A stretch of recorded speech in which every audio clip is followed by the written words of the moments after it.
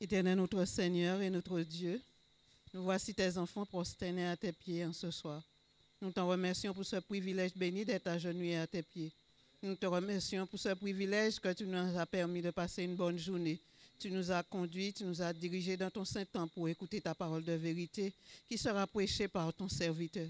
Nous te demandons pardon, Seigneur, de tout péché commis envers toi durant cette journée. Quel que soit en pensée, en parole, en action, nos missions. Nous te demandons de nous laver, lave nos cœurs, purifie nos cœurs, notre esprit, notre âme, notre être entier pour être attentif à ta parole de vérité que ton serviteur va prêcher. Papa, nous te demandons de cacher ton serviteur derrière toi, derrière la croix. Et ne permets pas que nous voyions ton serviteur, mais Jésus de Nazareth, qui a été cloué sur la croix du Calvaire pour sauver son peuple. Oh, merci Jésus pour ce privilège béni. Bénis-nous encore une fois, fortifie notre foi. Prépare-nous, oh Dieu, délie nos langues, nos pieds. Envoie-nous pour accomplir ton œuvre que tu nous as donnée, Seigneur. Prépare-nous, bénis-nous, fais-nous du bien. Nous t'avons prié. Nous n'en sommes pas dignes, oh Dieu, de te demander tout cela. Mais nous t'avons prié au nom de Jésus et pour ta gloire. Amen.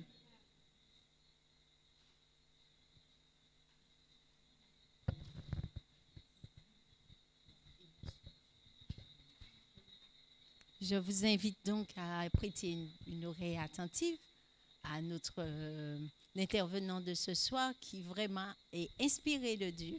Et pendant qu'il intervient, je vous prie de prier pour que Dieu lui donne toute l'effusion du Saint-Esprit et que nous soyons réceptifs à sa parole.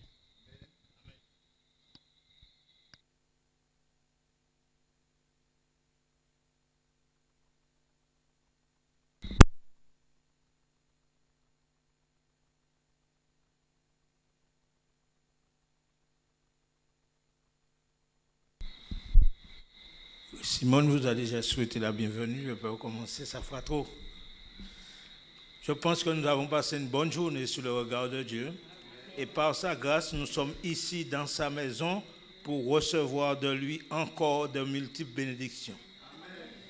Vous avez vu, pendant les quelques jours que nous étions ensemble, je ne suis pas allé plus loin que dans la Bible.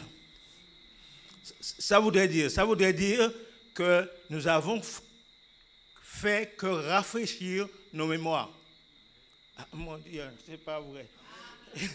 Nous avons fait que rafraîchir nos mémoires. Ça voudrait dire des choses que nous avons entendues déjà, que Dieu nous a répétées encore. OK? Alors, la chose qu'il nous faut comprendre, c'est que Dieu voudrait que sa parole soit toujours répétée à son peuple.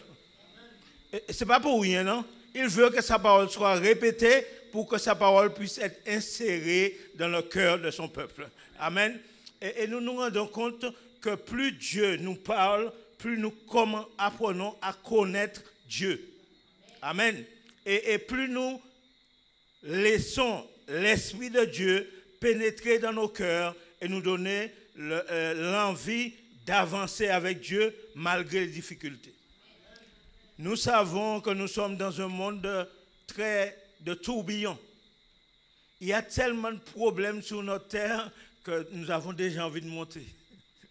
Nous avons déjà envie de monter, n'est-ce pas? On n'a pas dit ça, messieurs. Mes amis, il y a tellement de problèmes ici que si le Seigneur venait là maintenant, il disait, allons, montons, tout le monde dirait, amen.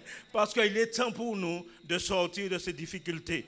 OK? Et il est temps pour nous maintenant de proclamer que nous croyons au vrai Dieu et que notre confiance est en lui, malgré les difficultés qui sont devant nous.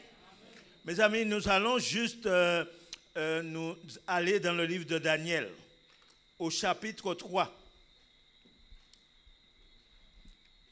Je vais demander à ma sœur de lire bien gentiment pour moi, au chapitre 3. Oui, prends ton temps, ma sœur.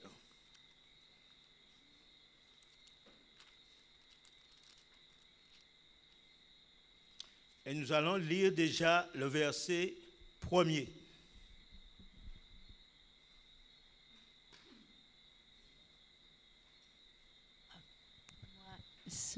Voilà. Le roi Nebuchadnezzar fit une statue d'or haute de 60 coudées et large de 6 coudées. Il la dressa dans la vallée de Dura, dans la province de Babylone. Yes. Mes amis, nous avons vu que Nebuchadnezzar a eu un songe et il ne pouvait se souvenir de ce songe. Et nous avons vu que Dieu a placé des lumières à Babylone pour lui donner, pour lui révéler ce songe. Mais regardons. Le roi Nebuchadnezzar décide de faire une statue comme il veut. Il a demandé à Daniel et à ses compagnons de lui révéler le songe, mais lorsqu'on lui a donné le songe, il a fait comme il voulait. Et il va dans la vallée et il va ériger une statue. Pas un petit truc, non? En or, on n'a pas encore vu ça ici parce que les hommes sont un petit peu moins fous. Mais en ce temps-là, il y avait de l'or. Il y avait de l'or dans ce temps-là. Et Nebuchadnezzar a pu faire une statue tout en or. Mais il a mis la statue dans une vallée et il a fait quelque chose d'extraordinaire. Nebuchadnezzar va faire quelque chose d'extraordinaire.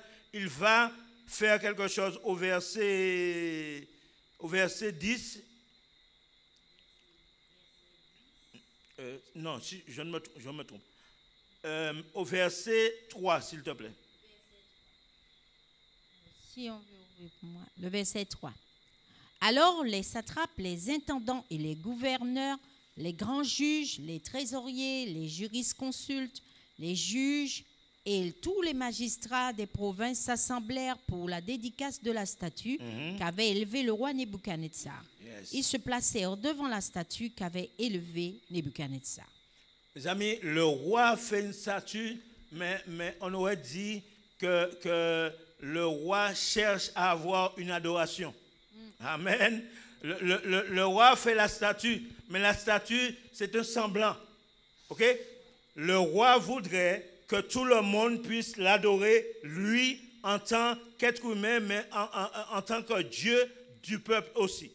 Il invite tout le monde. Ça voudrait dire qu'il n'y a pas de petit chef qui soit resté dans son trou. Tout le monde est là parce qu'il faut rendre hommage à la statue du roi. Mais, mes amis, et le roi va inviter tous ces gens à venir dans la vallée pour adorer. Il y a quelque chose qui est super. Au verset 4, il nous a dit quelque chose. Voici ce qu'on vous ordonne, peuple, nation, hommes de toute langue. Au moment où vous entendrez le son de la trompette, du chalumeau, de la guitare, de la sambuc, du psalterion, de la cornemuse et de toutes sortes d'instruments de musique, vous vous prosternerez et vous adorerez la statue d'or qu'a élevée le roi Nebuchadnezzar. Yes. Mes amis, le roi va donner un commandement. Le roi va donner un commandement nouveau et il va dire que lorsqu'on aura entendu toutes sortes d'instruments de musique. Mes amis, ça voudrait dire qu'à ce moment-là, tous les instruments de musique étaient présents. Et mes amis, si tu n'entendais pas la guitare, tu allais entendre la trompette. Si tu n'entendais pas le chalumeau, ni un bagage, tu peux entendre quand même.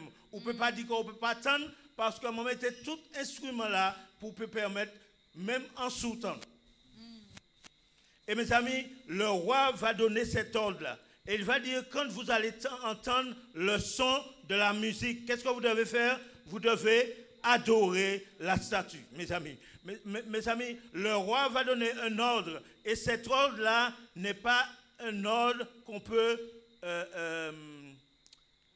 rejeter. On doit suivre l'ordre du roi. Sur peine de mort. Et mes amis, et lorsque le roi donne cet ordre sur peine de mort, le roi est en train de lancer un défi aux enfants de Dieu. Amen. Et laissez-moi vous dire, la chose la plus importante, lorsque le roi va lancer un défi aux enfants de Dieu, les enfants de Dieu vont répondre au défi du roi. Amen. Mes amis, pourquoi? Parce que le roi dit, au son de la trompette, vous devriez vous prosterner devant la statue. Mais le texte me dit qu'il y a des Chaldéens qui vont faire quoi? Je te donne verset 6. Ouais. Vas-y. Quiconque ne se prosternera pas et n'adorera pas sera jeté à l'instant même au milieu de la fournaise ardente. C'est pourquoi, au moment où tous les peuples entendirent le son de la trompette, du chalumeau, de la guitare, de la sambuc, du psalterion et de toutes sortes d'instruments de musique, tous les peuples, les nations, les hommes de toutes langues se prosternèrent et adorèrent la statue d'or qu'avait élevée le roi Nebuchadnezzar. Yes. Tu as eu un verset là pour moi, mais je voudrais que tu reviennes à un verset. C'est le verset 8. À cette occasion, Yes. et dans le même temps, quelques Chaldéens s'approchèrent et accusèrent les Juifs. Ils prirent la parole et dirent au roi Nebuchadnezzar, ô roi, vis éternellement. Yes. Tu as donné un ordre d'après lequel tous ceux qui entendraient le son de la trompette, du chalumeau, de la guitare, de la sambuc, du psalterion, de la cornemuse et de toutes sortes d'instruments devraient se prosterner et adorer la statue d'or. Et d'après lequel quiconque ne se prosternerait pas et n'adorerait pas serait jeté au milieu d'une fournaise ardente. Or, il y a des Juifs à qui tu as remis l'intendance de la province de Babylone, Shadrach, Meshach et Abednego, hommes qui ne tiennent aucun compte de toi, ô roi. Ils ne servent pas tes dieux et ils n'adorent point la statue d'or que tu as élevée. Yes. Mes amis, les Chaldéens qui sont là ont été sauvés de la mort par les Hébreux qui étaient là. Par les Hébreux qui sont là, qui refusent de s'agenouiller devant la statue parce que c'est par rapport à eux que ces Chaldéens-là n'ont pas été tués par le roi parce que Dieu leur a révélé le secret du roi. Amen. Mais, mes amis, vous voyez, l'être humain oublie vite. C'est vrai. Et regardez, l'être humain oublie tellement vite et ils sont en train de faire des reproches au roi. Il dit, n'est-ce pas ces gars-là que tu as donné l'intendance dans le pays? Mais des boucs qui pas, c'est pour gagner pas autant, sous pas tout ça droit ici, et puis actuellement, il n'y a pas même les adorer statue que Dieu adorait. Mes amis, les gars parlent, mais ils reprochent le roi. Mais regarde ce que tu as fait et regarde l'attitude de ces gens-là. Mes amis, vous savez, notre temps arrive très bientôt parce qu'il y a un temps qui va arriver sur nous où nous devrions choisir Dieu ou Babylone. Et mes amis, demandons à Dieu de nous donner la force et le courage de pouvoir tenir bon jusqu'à ce qu'il revienne. Mes amis, et il nous faut comprendre quelque chose. Lorsque ces jeunes Hébreux-là ont entendu le son, mes amis ne s'étaient pas sourds, ils entendaient, c'était des jeunes, ils entendaient bien loin, mais lorsqu'ils ont entendu le son, ils se sont rappelés de Exode 20. Wow. Mes amis, les bonhommes, le son les a dit d'aller dans Exode 20, verset 2, qui dit, tu n'auras pas d'autre Dieu devant ma face. Amen. Mes amis, il nous faut comprendre quelque chose. Lorsqu'on entend le son de la trompette, lorsqu'on entend le son de la guitare, ce son-là doit nous pousser à aller vers la parole de Dieu. Amen. Et lorsque nous allons vers la parole de Dieu, nous trouvons force et courage pour pouvoir continuer. Et mes amis, il nous faut comprendre que Dieu est capable de nous délivrer même dans les plus grandes difficultés. Dieu est capable de venir à notre secours même lorsque nous ne pensons pas qu'il viendra à notre secours parce que Dieu est fidèle. Amen. Et il faut comprendre une chose. Et quand Dieu est fidèle, si ses enfants sont fidèles, Dieu se met debout sur son trône. Amen. Et il nous faut croire que Dieu est capable de venir à notre secours. Et il ne faut pas avoir peur. Il ne faut pas avoir peur des gens, avoir peur des paroles des gens pour croire que notre Dieu est un Dieu faible. La Bible dit que Dieu est un Dieu puissant. Et mes amis, la puissance de Dieu est incomparable. Et nous voyons ces jeunes Hébreux-là, mes amis, le son de chalumeau, le son de la trompette va leur faire penser qu'il y a un Dieu dans le ciel et que c'est lui seul qui doit adorer. Waouh! Mais il nous faut comprendre, Mes amis, des fois, nous entendons une musique et des fois, peut-être que nous avons envie de danser, de marcher. Mais lorsqu'ils entendent la musique leur dit une chose. Souviens-toi de ton Seigneur. Amen. Et mes amis, et lorsqu'ils se souviennent de leur Seigneur, ils ne se mettent pas à genoux. Parce qu'à Babylone, il y avait plus d'Hébreux que ces gars-là seulement. Parce que les Babyloniens avait emmené beaucoup d'Hébreux en captivité. Mais il y avait beaucoup d'Hébreux qui ne comptaient pas sur le Seigneur. C'est moi vous dire, lorsqu'on ne compte pas sur le Seigneur, on ne compte pas sur ses miracles.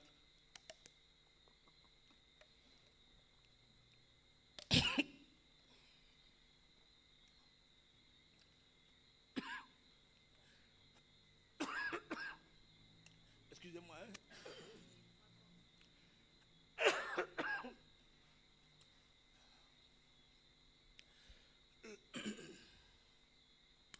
Lorsqu'on ne compte pas sur le Seigneur,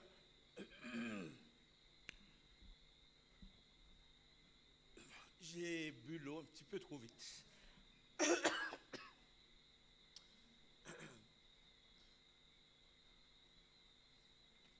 Ça va venir.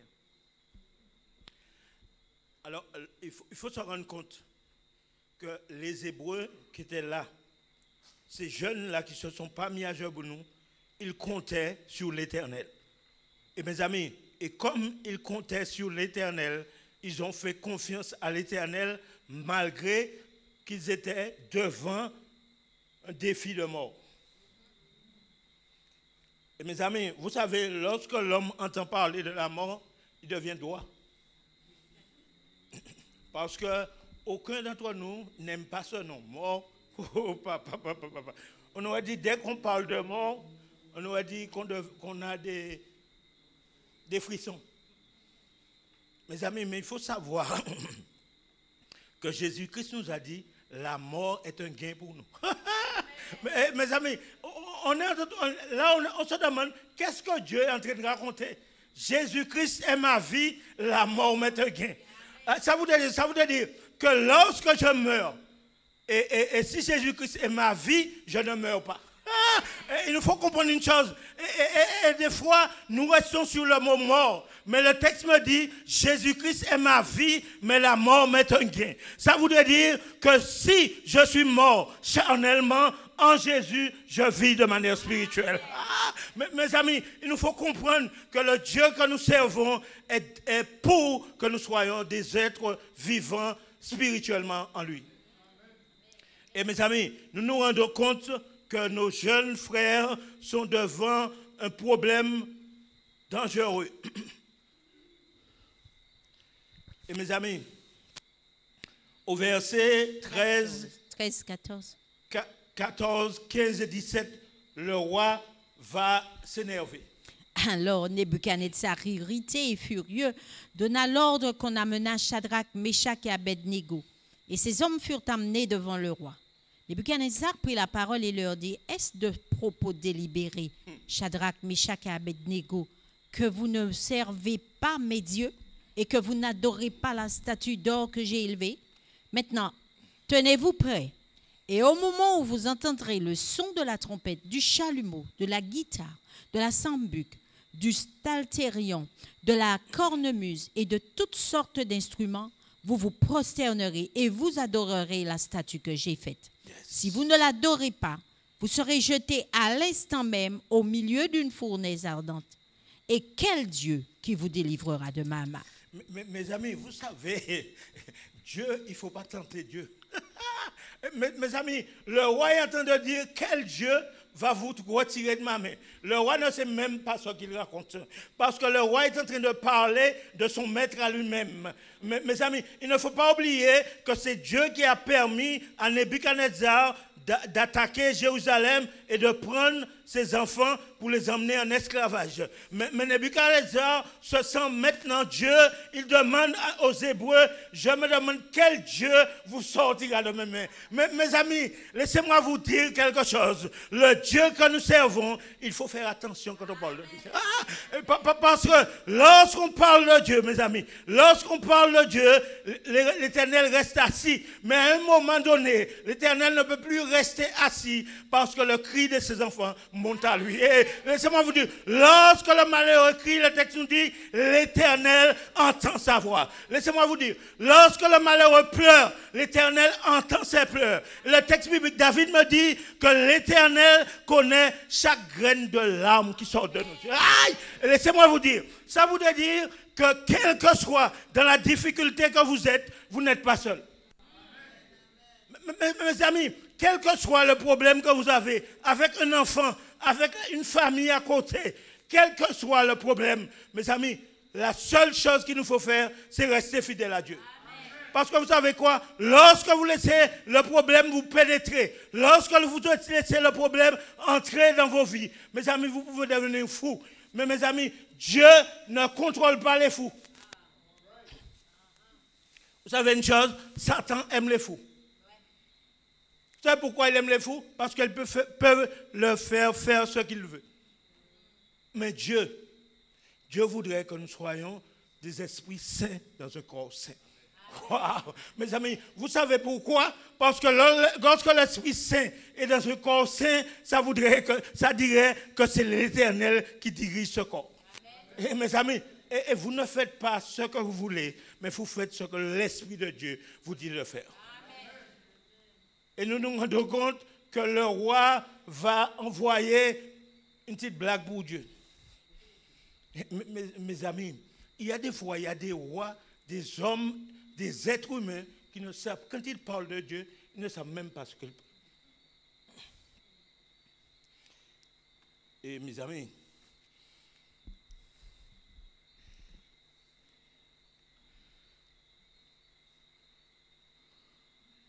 nous allons lire le verset 18.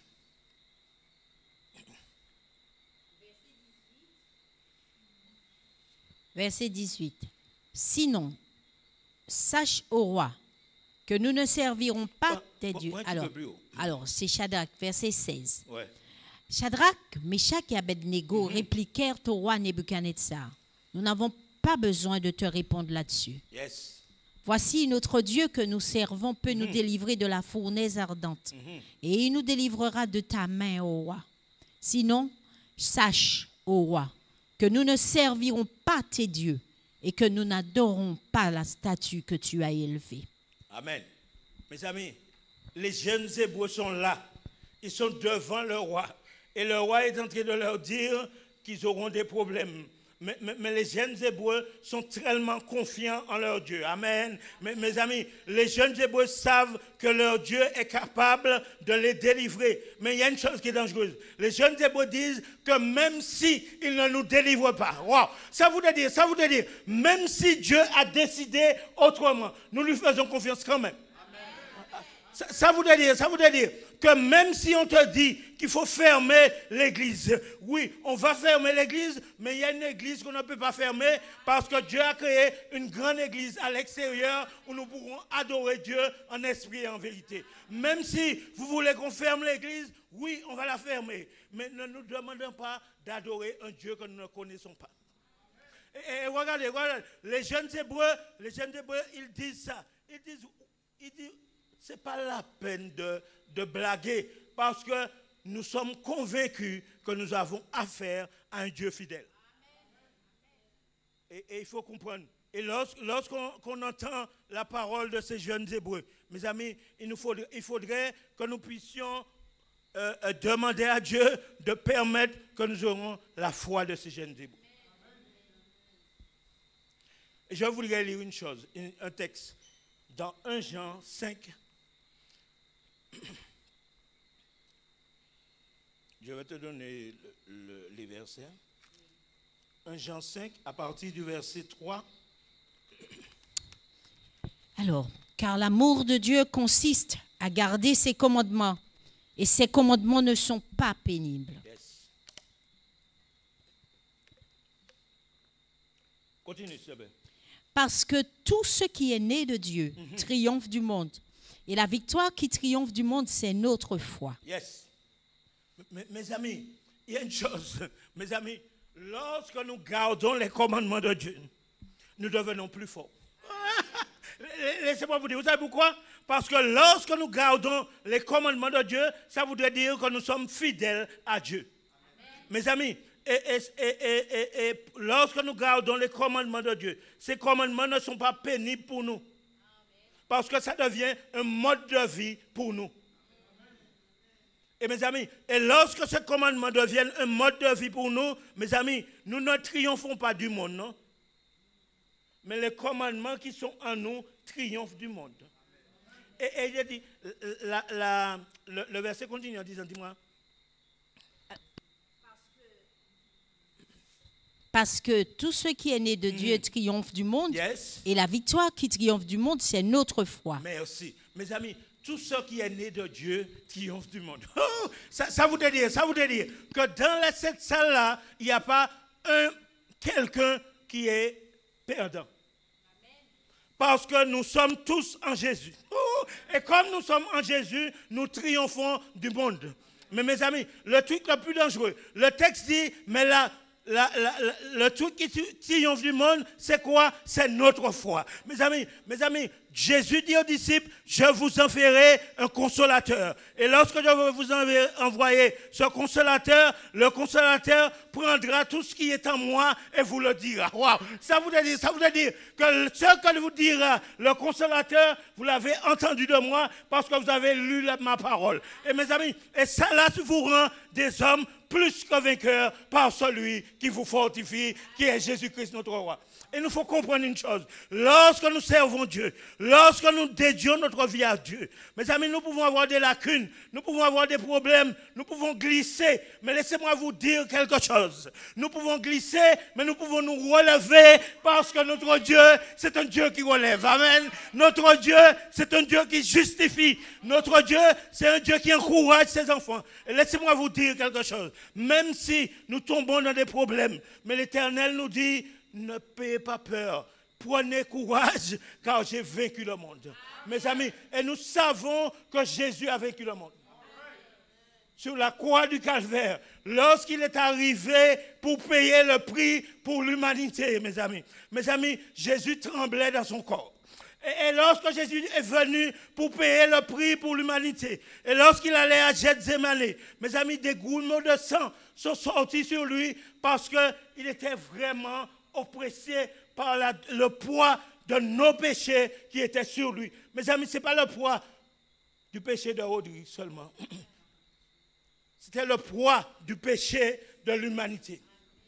Et mes amis, nous rendons compte que lorsque Jésus va prier, il va dire, Père, s'il est possible. Mes amis, Jésus est en train de dire, Père, s'il est possible que cette coupe s'éloigne de moi. Non pas ma volonté. Non pas ma volonté, mais la tienne. Parce que pourquoi? Parce que Jésus savait que son Père le fortifiait. Amen. Mes amis, Dieu n'a pas envoyé le consolateur pour rien, non? Parce que Jésus avait besoin de quelqu'un pour le soutenir dans les difficultés. Et Jésus envoie le consolateur pour nous parce qu'il sait que nous aurons besoin de quelqu'un pour nous aider dans les difficultés. Wow. Et regardez, lorsque le découragement arrive, lorsque les problèmes arrivent, il te dira, tiens bon mon enfant, la victoire est presque assurée. Mes amis, il faut comprendre, le Dieu que nous servons, tout ce qui importe pour lui, c'est notre bien. Et nous savons que la Bible nous a dit la victoire qui triomphe du monde, c'est notre foi. Mes amis, quel que soit ce que les gens peuvent nous dire, chacun d'entre nous, ici présents, nous avons eu une expérience personnelle avec Dieu. Amen. Nous pouvons dire à quelqu'un, tu peux dire ce que tu veux, mais ce Dieu-là, je le connais parce qu'il a fait telle et telle chose. Laissez-moi vous dire, les gens vont prier à leur statut. Leur statut n'entendent pas. Mes amis, leur statut ne marche pas. Les statues n'ont même pas faim, mais ils vont prier à des statues et ils croient que les statues font quelque chose pour eux. Mes amis, nous prions au Dieu du ciel. Et nous savons qu'il est vivant jusque dans l'éternité. Mes amis, mais nous savons que lorsque nous ouvrons la bouche, il entend même les pensées de nos cœurs. Ça voudrait dire que lorsque tu dis à Dieu, Seigneur, viens à mon secours, il sait de quoi tu as besoin parce qu'il lit ton cœur.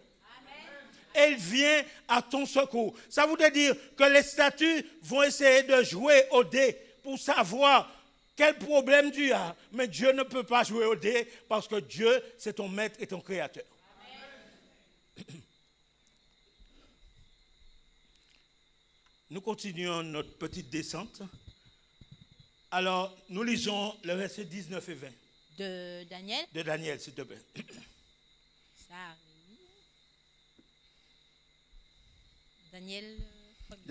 Daniel 3.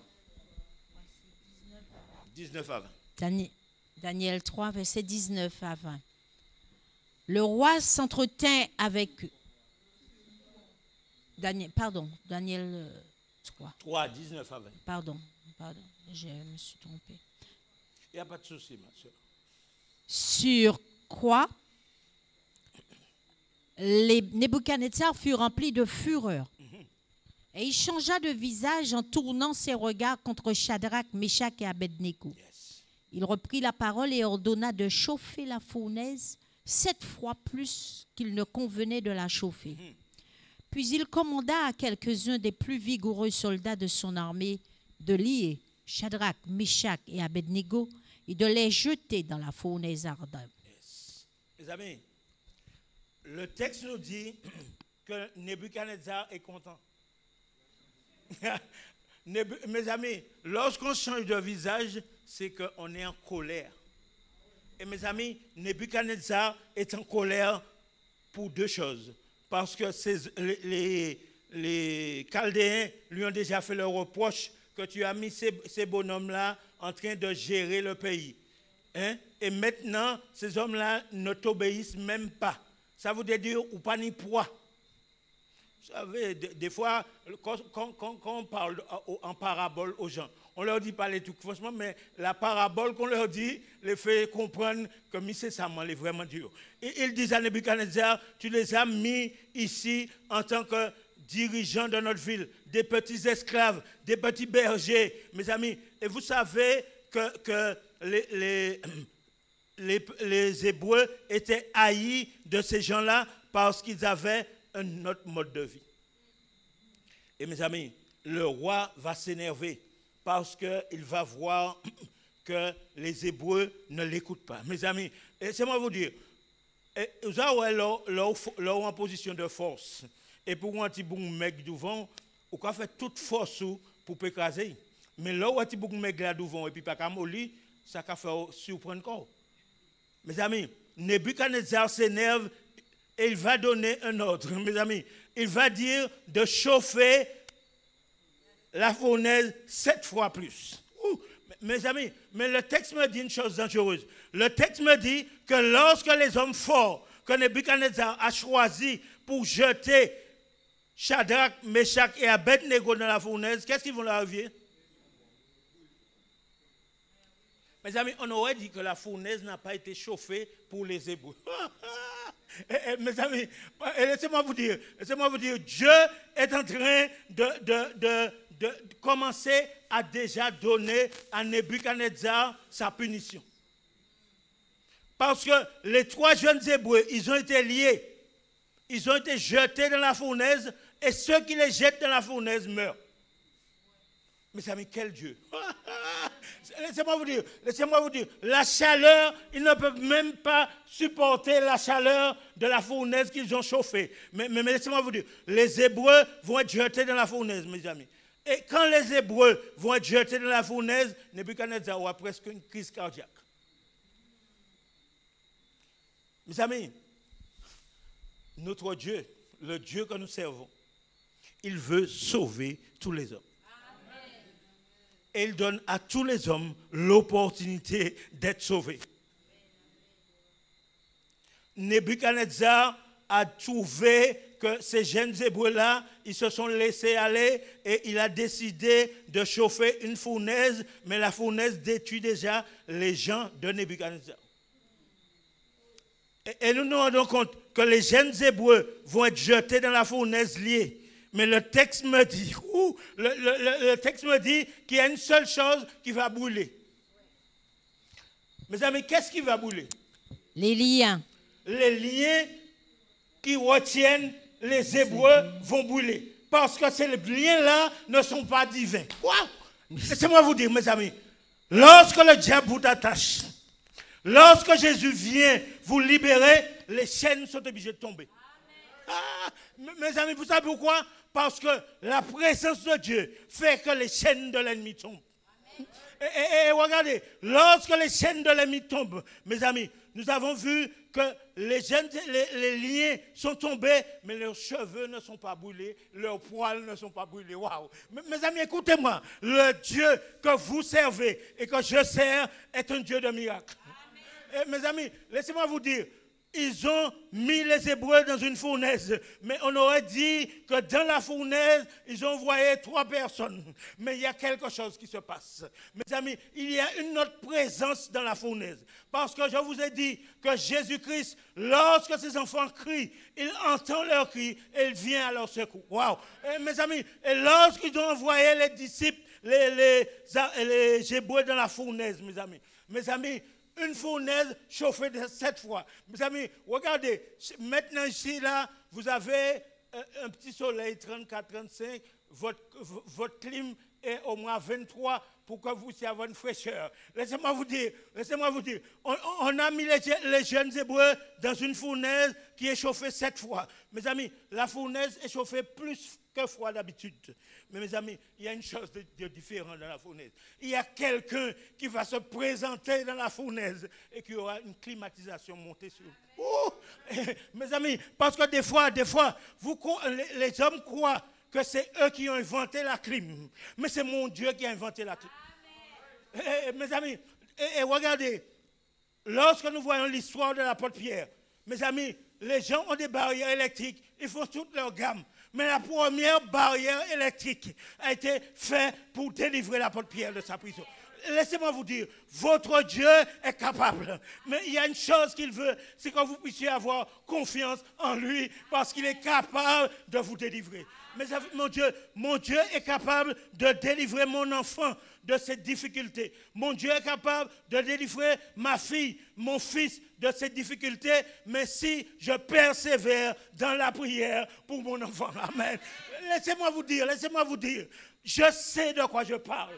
Parce que Dieu a déjà fait de grands miracles pour moi dans ma vie. Mes amis, vous êtes en train de me regarder là. Vous regardez le jeune homme là. Quoi dire, mes amis, j'ai fait 3 AVC. Écoutez-moi. L'Éternel, le dernier AVC, l'Éternel est venu lui-même me secourir. Amen. Laissez-moi vous dire, personne ne peut me dire que ce Dieu-là n'est pas fidèle. Et il nous faut croire en quelque chose. Mes amis, il peut y avoir toutes sortes de puissances sur cette terre, mais la puissance suprême, c'est celle de notre Dieu. C'est de notre Dieu. Mes amis, Dieu a déjà fait tellement pour moi. Si je vous dis ça, vous n'allez pas croire. Des fois, je suis choqué de ce que Dieu fait pour moi. Mes amis, je regarde. J'étais à l'hôpital et j'avais des frères et sœurs qui priaient pour moi. Écoutez, lors de mon dernier accident. Mes amis, vous savez que lorsque des gens prient pour vous, vous ressentez les bienfaits de la prière. Mes amis, il y avait des gens en métropole qui priaient pour moi. Mes amis, lorsque je suis sorti de cette situation, vous savez, quand vous avez un AVC, vous devenez comme presque un petit imbécile. Hein? Tout ce que vous saviez faire avant, vous saviez vous servir d'un portable, maintenant vous voyez le portable comme si vous ne saviez rien faire avec. Tout ce que vous faites, vous le bloquez. Rien, mes amis. Et ça, c'était choquant pour moi, parce que j'ai dit, messieurs, mon père, toute faculté, moi, là, actuellement, mais mes amis, le Dieu que nous servons, il réhabilite. Amen. Et mes amis, il fait revenir à notre esprit les choses dont nous avons besoin. Amen. Et mes amis, et Dieu a fait ça pour moi. Amen. Et s'il a fait ça pour moi, qui suis le plus grand des pécheurs. Et mes amis, et laissez-moi vous dire, lorsque Dieu a fait quelque chose pour vous, quelle que soit dans la situation dans laquelle vous étiez, vous savez, dans notre église, il y a des pécheurs incroyables. Hein? Je ne parle pas des pécheurs péchés, des pécheurs qui vont pêcher du poisson. Il y a des pécheurs incroyables qui ont des comment on appelle ça? Des lignes, des cannes à pêche, mais des cannes à pêche dangereuses. Des cannes à pêche télescopiques. Ça voudrait dire qu'il cherche vos péchés tout au fond de la mer, puisque Jésus dit qu'il jette les péchés au fond de la mer, mais il cherche les péchés au fond de la mer pour les faire remonter et pour les présenter à vous. Mais laissez-moi vous dire quelque chose. À ces gens-là, vous pouvez dire le sang de Jésus. Wow, le sang de Jésus est trop bon et il est capable de me délivrer. Mes amis, il nous faut comprendre quelque chose. Lorsque nous sommes dans l'église, nous allons rencontrer des gens dans la porte de l'église. Je le dis parce que j'ai fait l'expérience. Dans la porte de l'église, il y a deux sortes de personnes qui sont debout. Il y a deux types de personnes qui sont debout. Mes amis, vous les voyez sapés, les deux sont sapés. Mais qu'il y a un qui a un habit sapé de l'autre et qu'il y a un qui est sapé de Dieu. Amen. Mes amis, je suis revenu à un moment à l'église. Et je vais vous dire ça parce qu'il faut que vous le sachiez. J'avais décidé de faire comme je voulais. Vous savez, à un moment donné, on a envie de faire comme l'on veut. Mais vous savez, il y a une chose que les membres d'église ne comprennent pas, c'est que Dieu vous laisse libre. Et mes amis, et comme Dieu vous laisse libre, on aurait dit que les membres d'église sont fâchés. Mais Dieu sait pourquoi il vous laisse libre. Parce qu'il y a un virage que vous ne pourrez pas prendre. Mes amis, c'est sérieux, oui. Il y a un virage que vous ne pourrez pas prendre et il faudrait que Dieu soit dans le virage pour vous secourir. Mes amis, et lorsque les membres d'église sont là, vous revenez parce que vous avez pris le virage et que l'Éternel vous a soutenu dans le virage. Vous avez dit, je sais d'où je suis parti, alors je reviens à mon Seigneur. Et vous rencontrez devant la porte des membres d'église qui vous disent, mais vous finissez faire toute bêtise, vous êtes encore dans l'église.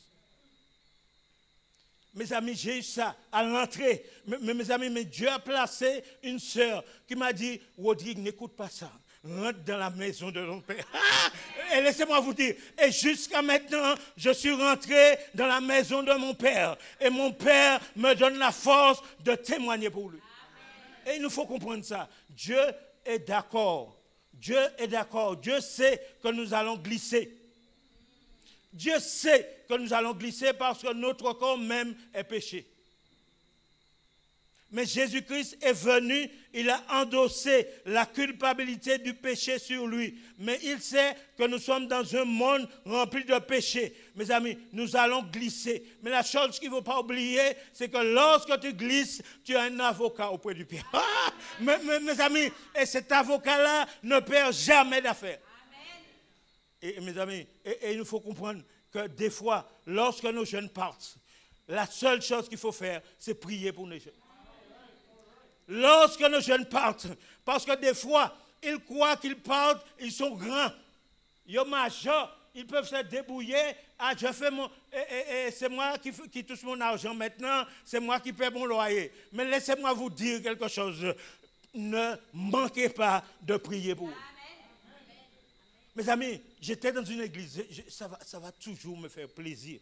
Quand je me rappelle de ces sœurs-là, vous devez les connaître, je me rappelle de sœur Daribo, sœur Marie-Joseph, sœur Marlin, sœur Mérine. Mes amis, lorsque ces sœurs-là priaient pour toi, mes amis, ils te disent, Rodrigue, cette semaine, j'ai prié pour toi, mes amis. Et lorsqu'ils te disent qu'ils ont prié pour toi, tu te rends compte que l'Éternel t'a fait passer des obstacles. Mes amis, dans notre église, cette église-là que nous avions, nos aînés étaient des hommes et des femmes de prière. Et c'est à cause d'eux que cette église demeure toujours, parce qu'ils ont prié pour cette église et ils ont donné l'exemple de la prière à d'autres. Et il nous faut comprendre une chose, que sans la prière, nous ne sommes rien. Votre français, tout votre français grammatical, grand grec, tout ce que vous voulez, ça ne peut rien faire pour vous. Mais mes amis, Hélène nous a dit que lorsque l'enfant de Dieu se met sur ses genoux, wow, le diable lui-même tremble.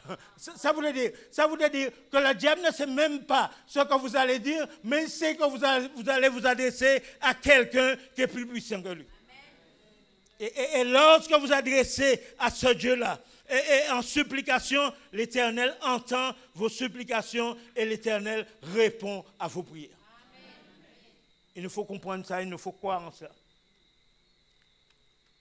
Nous avons vu un roi qui est vraiment fâché et il va jeter les jeunes hommes en prison. Mais il aura une surprise.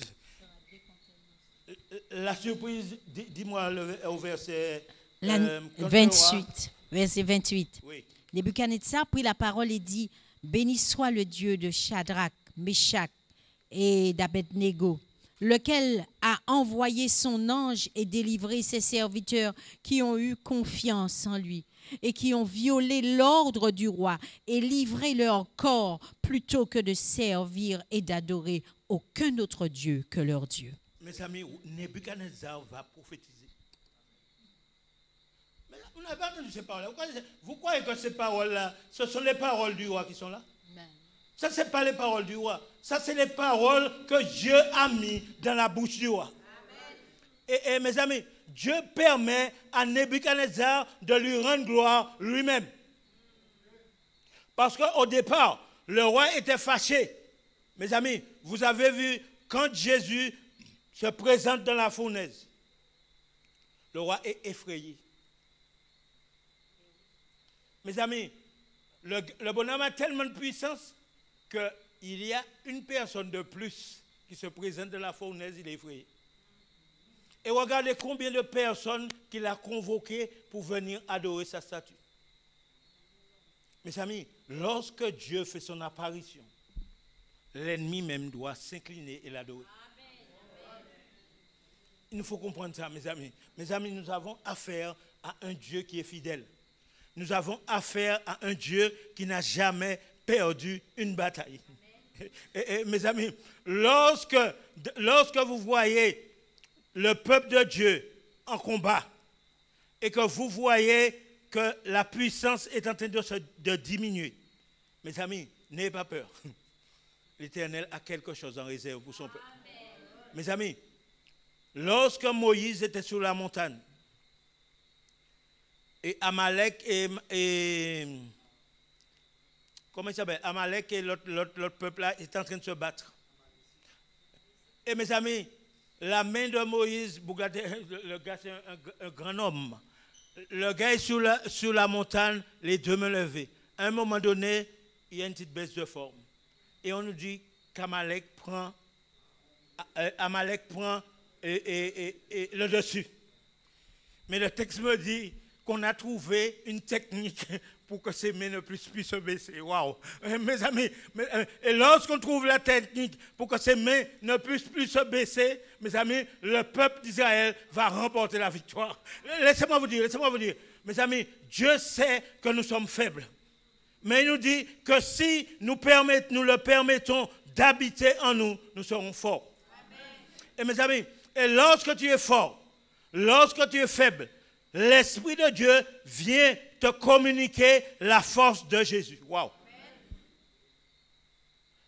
Il faut croire que le Dieu que nous servons est capable de nous délivrer. Amen. Mes amis, et il nous faut comprendre une chose. Lorsqu'on demeure fidèle à Dieu, Dieu est fidèle pour nous. Amen. Vous vous rendez compte? Les bonhommes ne savaient même pas s'ils allaient vivre. Mais mes amis, Dieu avait déjà préparé un programme dans le ciel. Et regardez, les bonhommes vont à la fournaise, mais ils disent, même s'ils ne nous délivrent pas. On aurait dit que ce que les bonhommes disent là dérange aussi Dieu. Parce que dans une affaire comme ça, je ne peux pas ne pas éclater ma puissance. Parce que là, c'est un combat des dieux. mais le Dieu des cieux, le Dieu suprême, doit faire valoir son autorité. Et il est descendu et il a mis le calme à Babylone. Mes amis, dans nos difficultés, dans nos problèmes, n'ayons pas peur. C'est vrai que les choses seront dures. Il ne faut pas croire que ce sera facile à manger. Mais il faut croire que celui qui nous a promis d'être avec nous, il est fidèle. Et mes amis, s'il est fidèle, il sera fidèle jusqu'à la fin pour nous. Parce que la Bible dit que lorsque l'Éternel combat pour toi, la seule chose que tu as à faire, c'est de rester en place et de regarder la délivrance que l'Éternel a pour toi. C'est le vœu de mon cœur pour vous et pour moi, et que Dieu continue à nous bénir, à nous guider et à nous fortifier et à permettre que par sa grâce, nous soyons des hommes et des femmes forts en Jésus. Amen. Amen.